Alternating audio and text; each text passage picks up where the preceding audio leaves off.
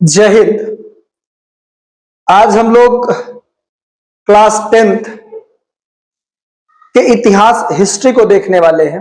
हम लोग आज से एक सेशन स्टार्ट कर रहे हैं। प्रत्येक दिन शाम 8 बजे यानी क्लास 10th के सारे सब्जेक्ट के जो ऑब्जेक्टिव है चैप्टर वाइज आपको मिलेगा। अभी हमने हिस्ट्री स्टार्ट किया है तो हिस्ट्री के सारे ऑब्जेक्टिव और फिर उसके सब्जेक्टिव पर बात करेंगे जो इंपॉर्टेंट क्वेश्चन है।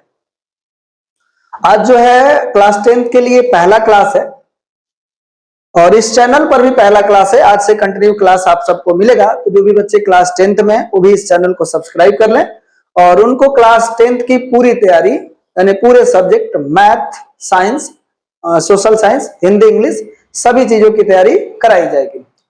तो बिना देरी की आज का जो हमारा पहला क्लास है ये हिस्ट्री के लिए फर्स्ट क्लास है। कौन सा क्लास है भाई? First class.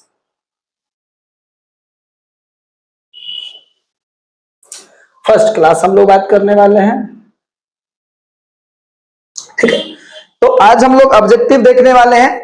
तो ये समझिए कि आपका टेस्ट हो रहा है। आपने इस चैप्टर को पढ़ लिया है, हम लोग टेस्ट के पॉइंट ऑफ व्यू से देख रहे हैं। आप सबको आंसर बताना है। हम आपके सामने एक एक करके प्रश्न लेकर के आएंगे, आप सब आंसर बताएंगे, ठीक है। और कमेंट जरूर कीजिए। एक बार आप सब बताइए आवाज क्लियर है? यदि आवाज क्लियर है तो यस लिखिए।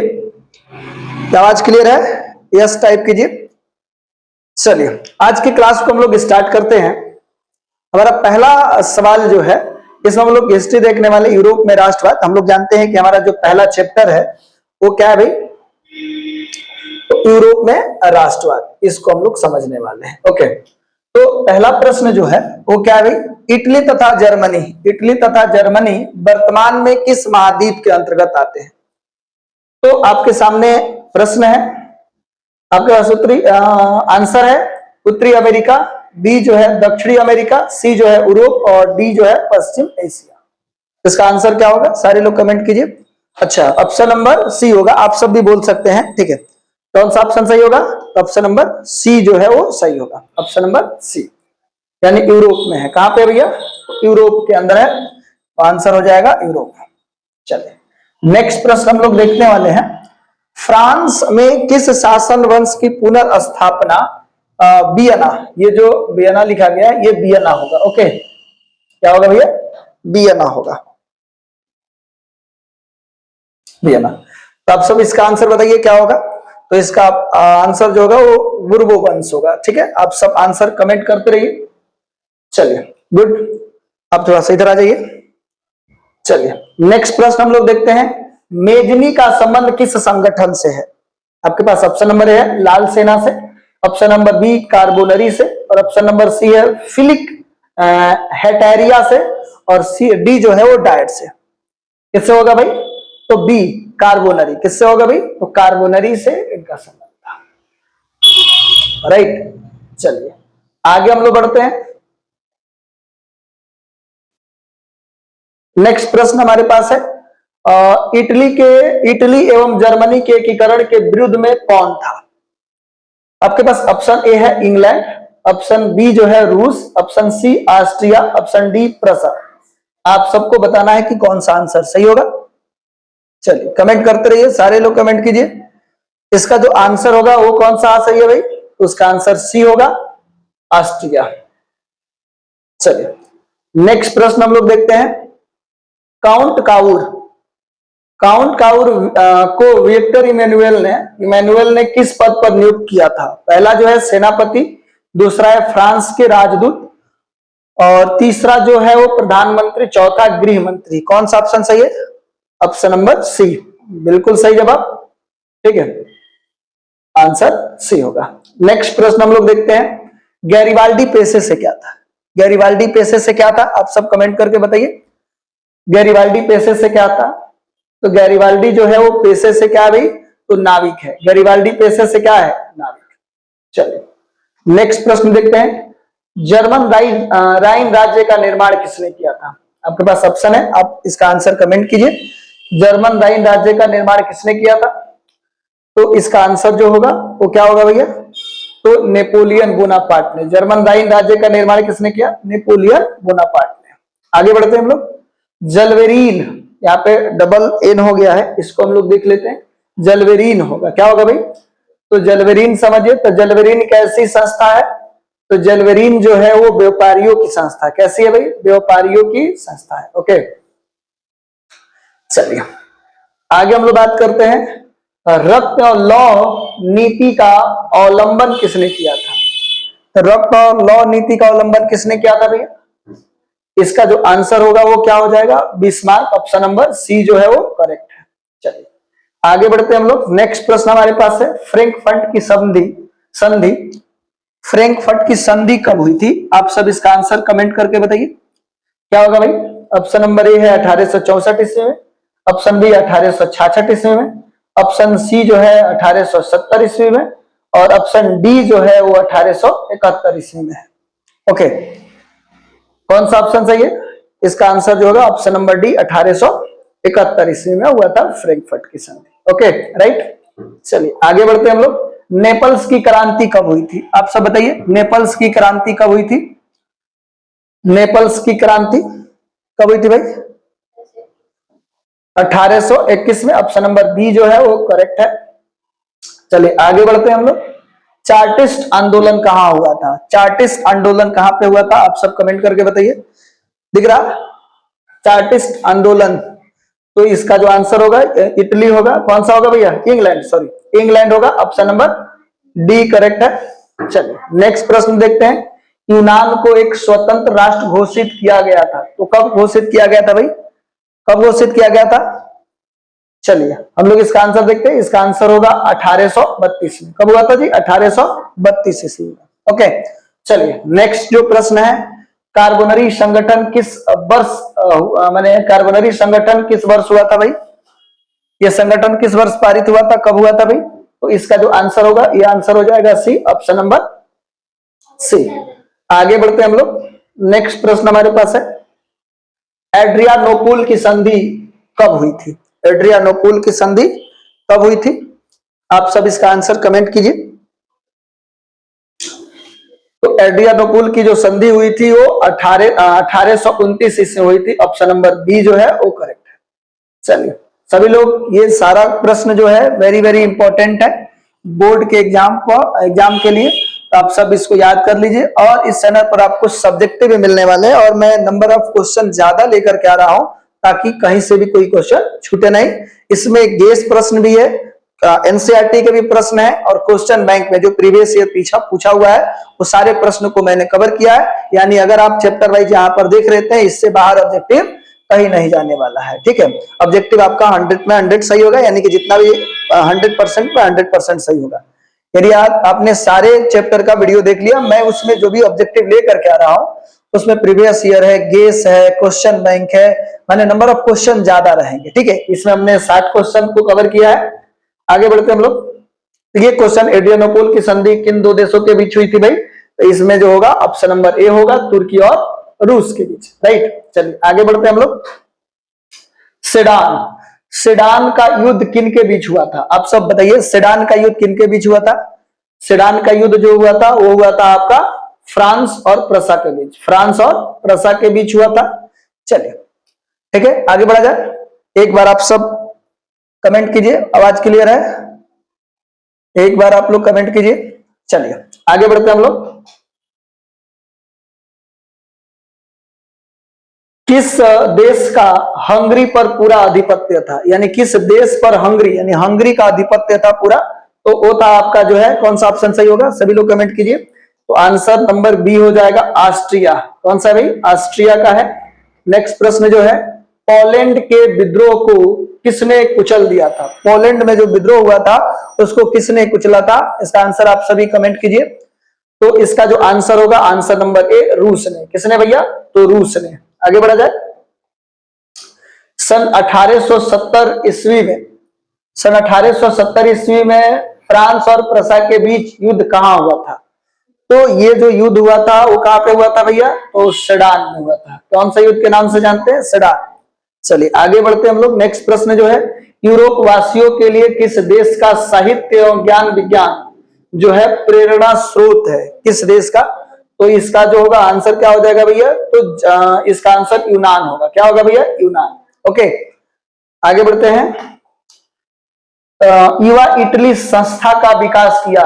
तो युवा इटली संस्था का जो विकास है वो किसने किया था भैया? किसने किया था? तो इसका जो विकास है वो किया हुआ था किसने भैया? तो मेजनी ने। मैजनी नहीं, मेजनी।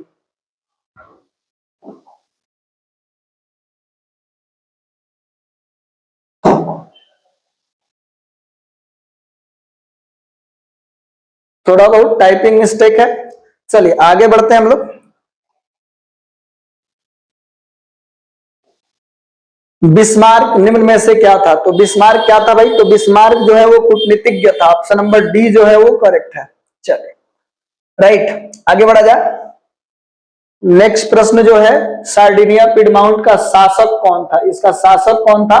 आप सबको बताना है इसका शासक कौन था। तो इसका जो शासक था वो है विक्टर इमैनुअल। कौन है भैया? विक्टर इमैनुअल था, विक्टर इमैनुअल।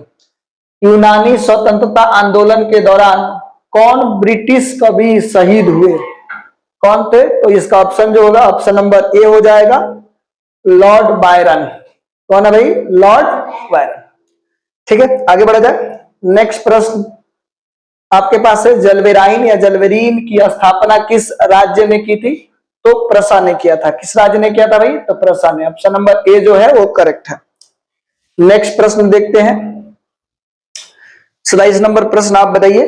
तो हंगरी की भाषा क्या थी? तो हंगरी की जो भाषा है, हंगरी की भाषा जो है वो मैंग्यार है। यहां पे गलत है, इसको आप लोग देख लीजिएगा।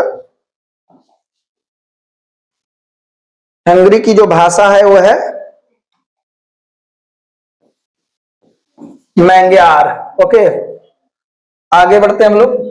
नेक्स्ट प्रश्न है, यूनान के स्वतंत्रता संग्राम में किसकी पराजय हुई थी? किसकी पराजय हुई थी भाई? तो यूनान के स्वतंत्रता संग्राम में जो पराजय हुई थी वो हुई थी तुर्की की। किसकी हुई थी भैया? तो तुर्की की हुई थी। ओके, तुर्की की। आगे बढ़ते हैं हम लोग। नेक्स्ट प्रश्न हमारे पास है, मारियान। मारियान किस देश के राष्ट्रवाद की प्रतीक थी? तो मारियान जो है वो किस देश की थी भाई? तो वो हो गया फ्रांस की। कहां की थी भाई? तो फ्रांस की। आगे बढ़ा जाए। यूरोपीय सभ्यता का पालना किसे कहा जाता है? यूरोपीय सभ्यता का पालना किसे कहा जाता है? आप सब कमेंट कीजिए। आप चाहते हैं कि इसके जो सब्जेक्टिव इंपॉर्टेंट क्वेश्चन है, जो बोर्ड के लिए वेरी वेरी इंपॉर्टेंट है, उसका भी वीडियो बनाया जाए जल्दी। और आप कैसे चाहते हैं आप कमेंट करके जरूर बताइए। ऐसा किया जाए कि हिस्ट्री के सारे ऑब्जेक्टिव, सारे चैप्टर का ऑब्जेक्टिव एक बार बता दिया जाए और सारे चैप्टर के सब्जेक्टिव एक बार बताया जाए, यानी एक एक करके वीडियो बनाया जाए। या ऐसा किया जाए कि पहले चैप्टर का जो है ऑब्जेक्टिव अभी है, फिर कल इसका सब्जेक्टिव बता दिया जाए, फिर दूसरे चैप्टर का ऑब्जेक्टिव, फिर दूसरे चैप्टर का सब्जेक्टिव। कैसे पढ़ाया जाए आपको समझ में आए कि पूरे चैप्टर का पहले ऑब्जेक्टिव बता दिया जाए, फिर इंपॉर्टेंट क्वेश्चन जो है, गेस क्वेश्चन जो है, एनसीईआरटी के जो प्रश्न है जो आने की संभावना है उसको बताया जाए। सभी लोग आप कमेंट करके बताइए। जिस तरीका से आप कहेंगे उसी तरीका से क्लास को स्टार्ट किया जाएगा। चलिए आगे बढ़ते हैं हम लोग। यूरोपीय सभ्यता का पालना जो है हम लोग यूनान को कहते हैं। किसे कहते हैं भाई? यूनान को। आगे बढ़ा जाए। नेक्स्ट प्रश्न है, एक्ट ऑफ यूनियन किस वर्ष पारित हुआ था? तो एक्ट ऑफ यूनियन जो है वो 1668 में, 1688 में, 1688 में पारित हुआ था। आगे बढ़ते हैं हम लोग।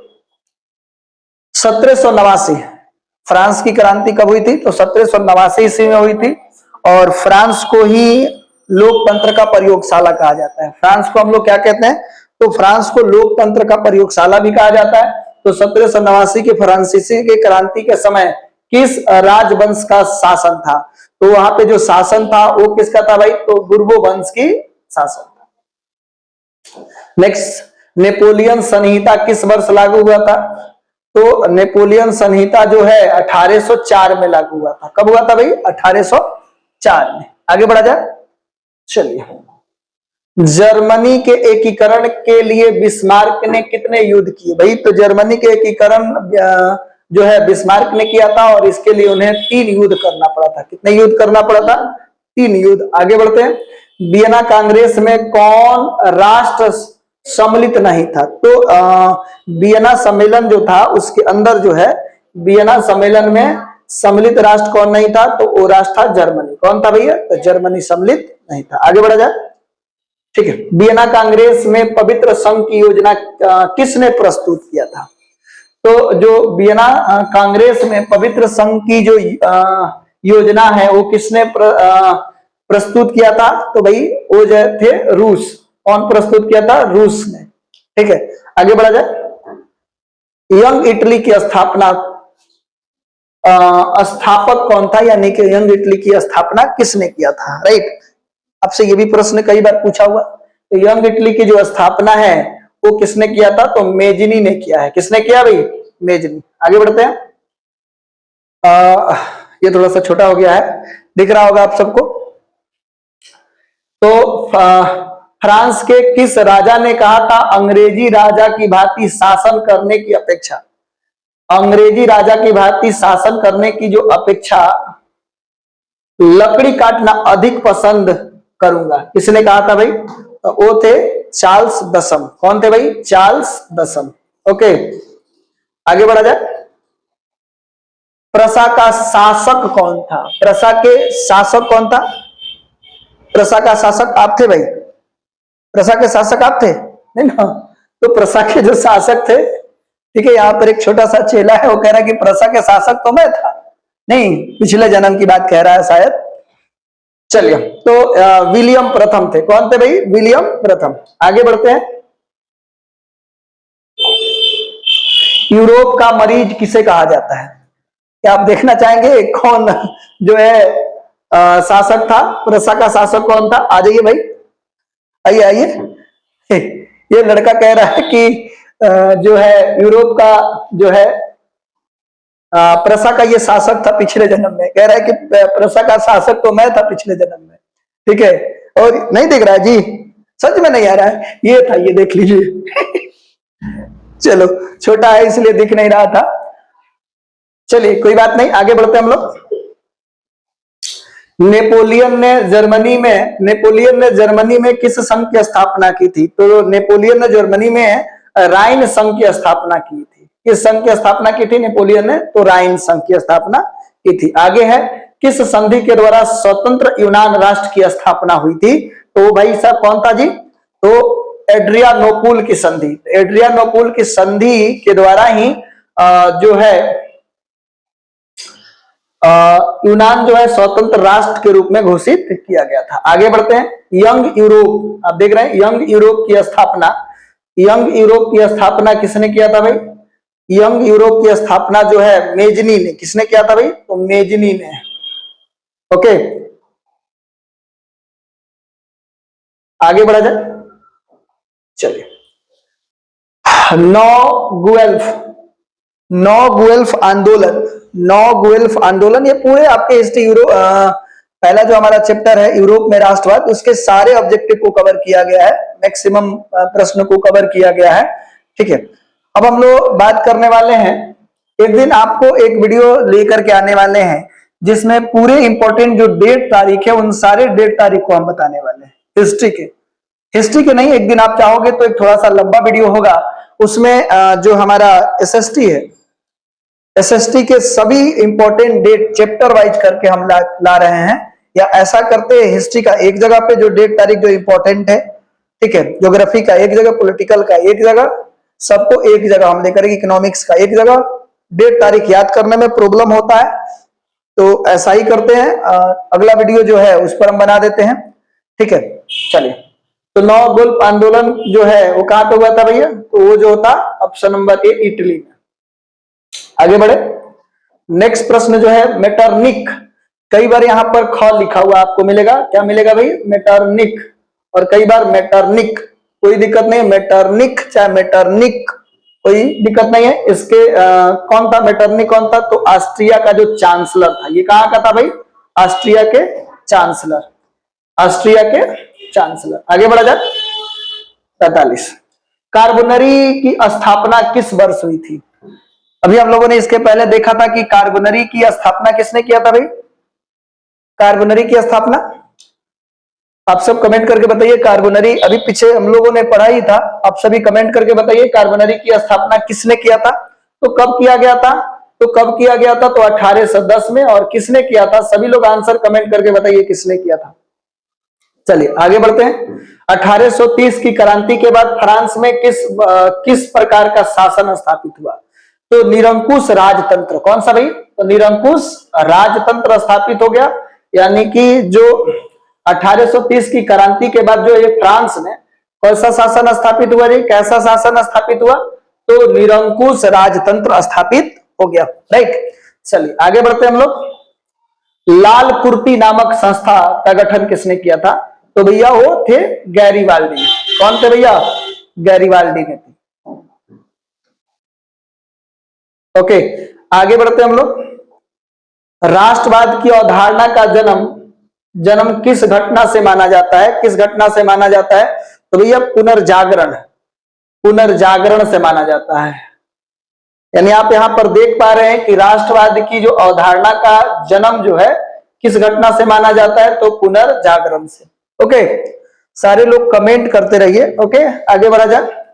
रक्त और लॉ की नीति का अवलंबन किसने किया था, चाहे किसने अपनाया था? तो वो कौन था भैया? तो बिस्मार्क। किसने था भाई? तो बिस्मार्क।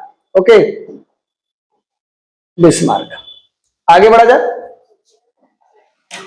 किस युद्ध के बाद जर्मनी का एकीकरण हुआ था? किस युद्ध के बाद जर्मनी का एकीकरण हुआ था? तो इसका आंसर जो होगा सेडान। सेडान के युद्ध के बाद जर्मनी का एकीकरण हुआ था। किस युद्ध के बाद? तो सेडान का युद्ध। आगे बढ़ा जाए। किस संधि के द्वारा जर्मनी का एकीकरण पूरा हुआ? तो वो कौन था जी? तो फ्रैंकफर्ट की संधि, जो कि 1871 में हुआ था। कब हुआ था भैया? 1871 में हुआ था। इस वीडियो को एक दो बार रिपीट करके देख लेंगे, इससे बाहर आपको बोर्ड एग्जाम में प्रश्न नहीं जाने वाला है। आप इस सारे प्रश्न को देख लीजिए चैप्टर 1 का। अब हम लोग बात करेंगे दूसरा जो चैप्टर होगा उसके बारे में, इंपॉर्टेंट है। तो अभी मैंने आपको बोला था कि आप सब कमेंट कीजिए, तो बहुत सारे कम बच्चों ने कमेंट किया था कि आप चाहते हैं कि सारे चैप्टर का पहले ऑब्जेक्टिव पढ़ा दिया जाए, फिर बाद में उसके सब्जेक्टिव की एक चैप्टर पढ़ाया जाए, उसके ऑब्जेक्टिव और सब्जेक्टिव साथ में ही क्लियर करते चला जाए। सभी लोग टाइप करके बताइए। चलिए आगे बढ़ते हैं हम लोग। जर्मनी एवं इटली के एकीकरण के समय फ्रांस का शासक कौन था? आप लोग बताइए। नेपोलियन बोनापार्ट, नेपोलियन तृतीय, विक्टर बिस्मार्क, विलियम प्रथम। कौन था भैया? वो था नेपोलियन तृतीय। ओके, आगे बढ़ा जाए। यूरोप का लाल पुराना आदमी किसे कहा जाता है? तो यूरोप का लाल पुराना आदमी जो है गैरीवाल्डी को कहा जाता है। किसको कहा जाता है? गैरीवाल्डी को कहा जाता है। ओके, आगे बढ़ा जाए। ये जो अभी प्रश्न है ये ज्यादा इंपॉर्टेंट नहीं है, फिर भी आप देख लीजिए। राइन महासंघ चाहे राइन संघ की स्थापना किसने किया था भाई? तो किया था नेपोलियन बोनापार्ट ने। किसने किया था? राइन महासंघ या राइन संघ का। ठीक है, आगे बढ़ा जाए। पुनर्जागरण की शुरुआत किस देश में हुई थी? तो पुनर्जागरण की शुरुआत जो है वो इटली में हुई थी। कहां पे हुई थी? इटली में। ओके, आगे बढ़ा जाए। कौन सी संधि ने फ्रांस और ऑस्ट्रिया के बीच 1801 में शांति स्थापित की? कौन था भैया? शांति स्थापित की तो वो था आपका लूनेविल की संधि। किसकी संधि भाई? तो लूनेविल की संधि जो है वो संधि था जो फ्रांस और ऑस्ट्रिया के बीच 1801 में शांति स्थापित की थी। नेक्स्ट प्रश्न जो है, नेपोलियन बोनापार्ट ने 1804 में कौन से कानूनी संहिता लागू किया था? तो नेपोलियन कोड था। क्या था भाई? Napoleon code. आगे बढ़ते हैं हम लोग। इटली के एकीकरण में काउर की भूमिका क्या थी? तो काउर की भूमिका जो है राजनीति रणनीतिकार थी। क्या थी भाई? राजनीति रणनीतिकार थी। ओके, अब सब यहां पर आंसर कमेंट करके बताते रहिए। ठीक है, आगे हम लोग बढ़ते हैं। नेक्स्ट, वियना कांग्रेस के बाद यूरोप में कौन सा प्रमुख सिद्धांत स्थापित हुआ था? कौन था भाई? तो शक्तियों का संतुलन। कौन सा भाई? तो शक्तियों का संतुलन। ठीक है, आज जो है हमारी हिस्ट्री का जो है ये कौन सा क्लास था भाई? हिस्ट्री के लिए ये तो पहला क्लास था। आपने देखा ये हिस्ट्री का जो है वो फर्स्ट क्लास है, और वो भी हम लोगों ने ऑब्जेक्टिव पढ़ा है।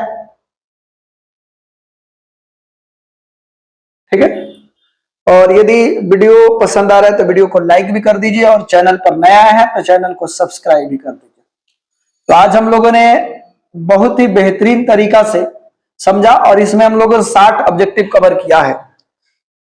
आप पूरे वीडियो को एक बार फिर से रीप्ले करके देख सकते हैं जस्ट इसके बाद, और कमेंट जरूर कीजिए आप लाइव देख रहे हैं या फिर रिकॉर्डेड देख रहे हैं। आप कमेंट करके जरूर बताइए कि इसका आंसर क्या होगा। और आज की क्लास को हम यहीं पे खत्म करते हैं एक शायरी के साथ।